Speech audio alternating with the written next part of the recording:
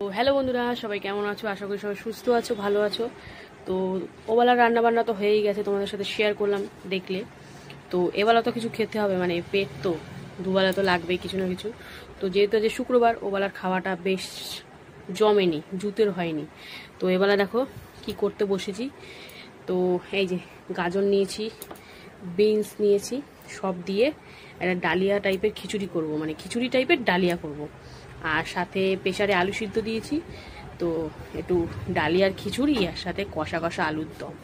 তো চলো যতটা পারবো তোমাদের সাথে শেয়ার করব। এখন প্রেসারে আলুটা সিদ্ধ দিতে বসেছি, আর এইদিকে আমি এখন মানে গাজর বিনস এগুলো কেটে কুটে নেব, তারপরে ডালিয়াটা করব। তো যেহেতু শুক্রবার, একদম নিরামিষভাবেই হবে আলুর দমটাও। তো সঙ্গে থাকো, দেখতে থাকো বন্ধুরা। দেখো ডালিয়াটা দেবো বলে গাজর আর একটু বিনস কেটে নিয়েছি, যেহেতু অল্প করেই করবো রাতের জন্য, অল্প কটা ভাতও আছে, সেই জন্য অল্প করেই সবজি দিচ্ছি। তো গাজর বিনস আলু যেহেতু দম করব, সেই জন্য আর আলুটা দিচ্ছি না। আর এখানে দেখো দমে মানে আলুর দম করব, সেখানে টমেটো দেবো, আদা দেবো। তো সব কাটা কাটা কমপ্লিট। তো চলো এবার রান্নায় লেগে পড়ি। দেখো মুগ ডাল দিয়ে করব ডালিয়াটা, সেই জন্য প্রথমে কিন্তু শুকনো কড়াইতে ডালটা ভেজে নিচ্ছি, মুগ ডালটা। তারপরে কি করব তোমাদেরকে দেখাবো। তো চলো দেখতে থাকো, একটু হালকা করে ভেজে নিই, তারপরে আসছি। ডালটা ভেজে নিয়ে শুকনো কড়াইতে তুলে নিয়েছিলাম, তারপরে জল দিয়ে দেখো জলটা গরম হয়ে গেছে। এবারে আমি ডালিয়া আর মুগ ডাল একসাথে ধুয়ে নিয়েছি, তো সেটা দিয়ে দিলাম। দেখো আর বাইরে পড়ছে বৃষ্টি, তো ভালোই হয়েছে, মানে ভালো দিনেই এই ডালিয়া খিচুড়িটা করছি। তো চলো ডালিয়াটা দিয়ে দিলাম, ডালটাও দিয়ে দিয়েছি, আর সবজিটা একটু পরে দেব, একটুখানি এটা ফুটে যাক সুন্দর করে, তারপরে সবজিটা দেব। তো বেশ ভালোই হলো, কিন্তু বাইরে পড়ছে বৃষ্টি, দাঁড়াও তোমাদেরকে দেখাচ্ছি। এই দেখো বন্ধুরা, বাইরে পড়ছে একদম মুষলধারে বৃষ্টি, দেখতে পাচ্ছ? তো বেশ কিন্তু একদম জমে যাবে আজকের খিচুড়িটা। বন্ধুরা দেখো ডালিয়া কিন্তু হচ্ছে সুন্দর করে। তো এই দেখো অনেকটা সিদ্ধ হয়ে গেছে। তো চলো এবারে এই সবজিটা দিয়ে দিই, আর সাথে কাঁচা লঙ্কাও দিয়েছি। তো সব দিয়ে এবারে ভালো করে নাড়াচাড়া দিয়ে দেবো, আর সাথে কিন্তু লবণটাও দিয়ে দেবো পরিমাণ অনুযায়ী। তো এখন হলুদটা দেবো না, হলুদটা পরে দেবো। এবার সবজি দিয়ে এটা ভালো করে সিদ্ধ হয়ে যাক, তারপরে এতে মানে হলুদটা অ্যাড করবো। তো দেখতেই পাচ্ছ একদম সুন্দরভাবে হচ্ছে। তো সবজিটা এখন কিন্তু সুন্দর করে সিদ্ধ করে নেব। তো চলো হোক, তারপরে বন্ধুরা দেখো গ্যাসের ফ্লেমটা আস্তে করে দিয়ে কিন্তু বিনস আর গাজর সব সুন্দর করে সিদ্ধ করলাম। তো চলো এবার কিন্তু দিয়ে দেব হলুদ গুঁড়ো। তো চলো দিয়ে দিই। এই যে হলুদ গুঁড়ো অল্প করেই দেবো, তাহলে হলুদের একটা বিচ্ছিরি গন্ধ ছাড়বে। আর খুব একটা হলুদ দিতে হবে এমন কোনো কথা নেই, এরমও খাওয়া যায়, জাস্ট কালারের জন্য দেওয়া, আর কিছুই না। তো চলো হলুদটা দিয়ে আবার একটু সুন্দর করে ফুটিয়ে নিই, তারপর এটা সোমবার দিলেই কিন্তু রেডি হয়ে যাবে। আর এর সাথে থাকছে কিন্তু আলুর দম। তো আলু তো সিদ্ধ করে আমি করেছি, তো এক্ষুনি কিন্তু আমার রাতের রান্নাও কমপ্লিট হয়ে যাবে। তো চলো এটাকে একটুখানি 5 মিনিট মতো ফুটিয়ে নিই, তারপরে আসছি আবার। বন্ধুরা দেখো প্রথমে একটু পাঁপড়ও ভেজে নিচ্ছি, তারপরে ফোড়নটা দেবো। তো পাঁপড় না হলে হয়, খিচুড়ির সাথে পাঁপড়টা তো লাগেই। তো চলো পাঁপড়টা ভেজে নিই, তারপরে আসছি। দেখো ডালিয়া ফোড়ন দেবো, সেই জন্য 5 ফোড়ন, শুকনো লঙ্কা, তেজপাতা আর টমেটো আর সামান্য আদা আর জিরের গুঁড়ো দিয়ে, হলুদ তো দিয়ে দিয়েছি, সেজন্য আর হলুদ দিলাম না। তো এটা ভাজাভাজি করে নিয়েছি, এবার এখান থেকে ডাইরেক্ট এখানে দিয়ে দেবো। তো এখন চিনি দেওয়া বাকি। তো চলো এটা দিয়ে দিই, তারপরে আসছি।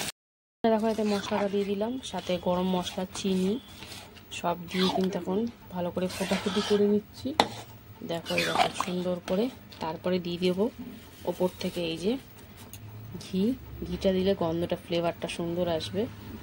তো এবার একটুখানি হালকা ফুটিয়ে কিন্তু নামিয়ে নেব, কারণ ডালিয়া কিন্তু আমার একদম কমপ্লিট হয়ে যাবে।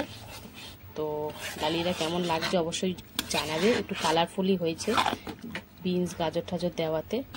তো চলো একটু হালকা করে ফুটিয়ে নিই, তারপরে এটাকে নামিয়ে ঢাকা দিয়ে রাখবো, নাহলে ঘিয়ের গন্ধ উড়ে যাবে, ঘি গরম মশলা। আর ওইদিকে এবারে আলুর দমটা করব। তো চলো দেখতে থাকো, আলুর দমটা এবারে করবো। এই দেখো একটু পাতলা করেই করলাম ডালিয়াটা, কারণ কি বলতো পাতলা করে এই ঠান্ডা হলে না পুরো জমাট বেঁধে যাবে, নাহলে তাই পাতলা করে কিন্তু খেতে মজাদার লাগে। দেখো সেদ্ধ আলুটাই হালকা একটু হলুদ দিয়ে একটু ভেজে নিচ্ছি লাল লাল করে, কারণ আলুর দমে আলু না ভাজলে আবার ভালো লাগে না। তো অল্প করেই করছি, রাতের খাবার আর কতটা 2 পিস করে আলু হলে হয়ে যাবে। তো চলো আলুটা একটু ভাজাভাজি হোক, সেদ্ধ আলু তো বেশিক্ষণ সময় লাগবে না দম হতে। তো একটু হালকা করে ভেজে নিই, তারপরে মশলা দিয়ে কষাকষি চলবে, তো সঙ্গে থাকো। দেখো আলুর দমের জন্য জিরে ফোড়ন দিয়ে তারপরে টমেটো দিয়েছি, টমেটোটা একটু লবণ গলার জন্য একটু লবণ দিয়ে দিয়েছি, একটু সুন্দর করে গলে যাক। তারপরে মশলা দেবো, যেহেতু নিরামিষ আলুর দম জন্য পেঁয়াজ রসুন কিছুই করবে না, একদম সাদামাটাই করবো, আদা জিরে টমেটো কাঁচা লঙ্কা দিয়ে। একটু পোস্তে পোস্তে বাটা দিলে আরও বেটার হতো, ওইসব ঝামেলায় যাচ্ছি না বৃষ্টির মধ্যে, একদম হালকা পাতলাভাবেই রান্না করছি। তো চলো একটু টমেটোটা গলে যাক, তারপরে মশলাটা দেবো। দেখো টমেটোটা একটু হালকা গলে যেতেই এতে কাঁচা লঙ্কা চেরা, আদা বাটা, তারপরে জিরের গুঁড়ো, ধনিয়া গুঁড়ো, কাশ্মীরি লঙ্কার গুঁড়ো, একটু সামান্য চিনি, গরম মশলা সব দিয়ে কিন্তু কষাকষি চলছে। তারপরে এতে ভেজে রাখা আলুটা দিয়ে দেবো, মানে সিদ্ধ করে ভেজে রাখা আলুটা। তো চলো এটা সুন্দর করে কষাকষি হোক, তারপরে আসছি। দেখো সুন্দর করে কষাকষি হয়ে গেছে, এবারে কিন্তু ভেজে রাখা আলুটা দিয়ে দিচ্ছি, সিদ্ধ করে ভেজে রাখা আলু। তো চলো এই দেখো এরকম করে দেবো, একটু যত মশলাপাতি ঢুকবে তত তো খেতে টেস্ট হবে না। বড় বড় রেখে কী লাগে, একটা গলিয়েও দেবো, আরও ভালো লাগবে খেতে। তো হালকা একটু জল দেবো, আলুর জন্য তো হালকা একটু না জল দিলে হবে না, একটু সামান্য গ্রেভি না থাকলে হবে না, আর গ্রেভি বেশি থাকবেও না, কারণ যেহেতু মানে পেঁয়াজ রসুন পড়েনি, এবং বেশি কিছু মশলা পড়েনি, হালকাই হবে। তো চলো সুন্দর করে কষাকষি করে নিই, তারপর একটু পরিমাণ মতন জল দিব। দেখো অল্প পরিমাণ করে একটু জল দিয়ে দিয়েছি। তো এক একটা আলু বুঝতেই তো পারছো, সব আলু তো সমান না, এক একটা সুন্দর করে সেদ্ধ হয়েছে, এক একটা আবার একটু একটু শক্ত শক্ত রয়েছে, তাই একটুখানি জল দিয়ে দিয়েছি। তো একদম লো ফ্লেমে করে দেবো, করে দিয়ে 2-3 মিনিট মতো একটু সুন্দর করে ফুটিয়ে নেবো। তারপরে দেখি একটা দুটো আলু একটু চটকে দেবো, তাহলে গ্রেভিটা গাঢ় হবে, ভাল লাগবে খেতে। তো চলো রান্না মানে আলুর দমটা প্রায় হওয়ার সময় তোমাদেরকে দেখাবো, হয়েই গেছে, লাস্টের দিকে নামানোর আগে তোমাদেরকে দেখিয়ে দেবো। তো দেখতে থাকো বন্ধুরা। দেখো আলুর দমে তো সবই দিয়ে দিয়েছি, তো চলো একটা দুটো আলু এরম চটকে দিই, তাহলে গ্রেভিটা গাঢ় হবে, বেশ খেতে লাগবে। তো রাতের রান্নাবান্না আমার এখানেই কমপ্লিট আজকে। তো তোমাদের কেমন লাগলো আমার রান্নার ভিডিও অবশ্যই কিন্তু কমেন্টে জানাবে, ভালো লাগলে লাইক কমেন্ট শেয়ার করবে।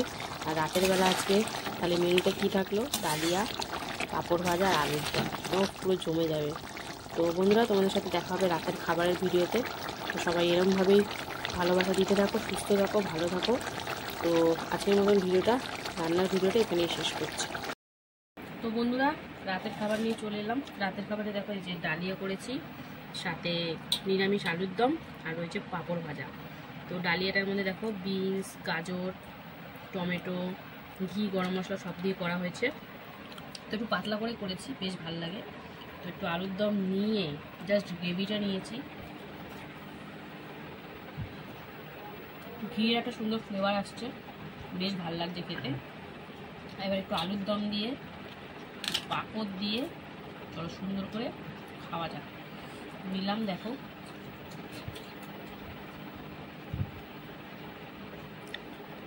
অনেকদিন পর খেলাম তো বেশ ভালো লাগছে।